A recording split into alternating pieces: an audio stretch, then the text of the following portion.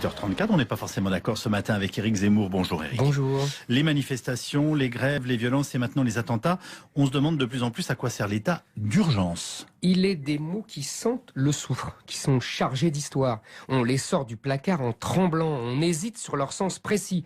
État d'urgence, état de siège, quelle est la différence? Jusqu'où la force peut-elle primer le droit? Quand le pouvoir militaire se substitue-t-il au civil?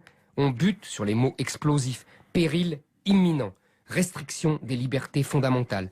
On croit entendre Napoléon III après son coup d'État. Tout rassemblement de plus de 3 personnes est interdit sous peine de mort. On croit voir les soldats de Cavaignac charger les barricades de juin 1848. On s'imagine dans Les Misérables de Victor Hugo mourir avec Gavroche en chantant « Je suis tombé par terre, c'est la faute à Voltaire, le nez dans le ruisseau, c'est la faute à Rousseau ». On croit voir le général de Gaulle à la télévision, sanglé dans son habit de général, tancer le carteron de généraux à la retraite. Ce qui est sûr, c'est qu'on est loin de ces images d'Épinal. Ah ben, ce qui est formidable avec ce pouvoir, c'est qu'on redescend très vite sur Terre. On ne reste pas longtemps dans l'épique ou même dans le martial. On ne reste même pas dans la simple fermeté. Ce pouvoir est humain, trop humain. L'état d'urgence avec Hollande, c'est comme s'il n'y avait pas d'état d'urgence. Les manifestations, les grèves, les violences, les attentats, tout est comme avant l'état d'urgence. C'est le mot qui change, ou plutôt ne change rien.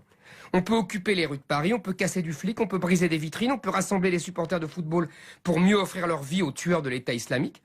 On peut chaque nuit fumer des pétards place de la République et refaire le monde. On peut immobiliser des trains, des métros, des avions.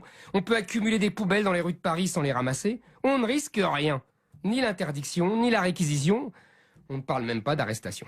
On peut transformer Paris en pétaudière. Chacun vaque à ses occupations, comme si l'état d'urgence n'existait pas. La CGT bloque les gares et les rues.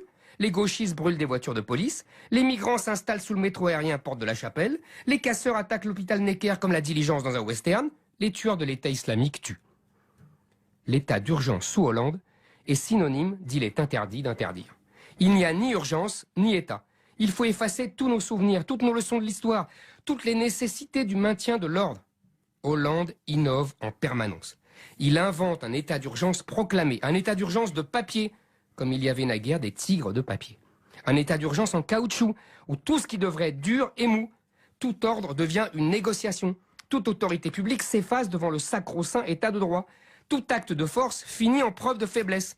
Le préfet se soumet au juge et l'intérêt de l'État aux libertés individuelles.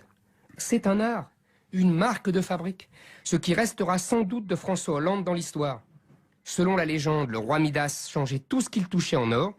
Notre roi Hollande change tout ce qu'il touche en caoutchouc. Éric Zemmour, pour On n'est pas forcément d'accord, demain rendez-vous, demain vendredi avec Guy Medfort et dans un instant Marie Guerrier pour sa revue de presse. Merci d'écouter RTL, bonne journée.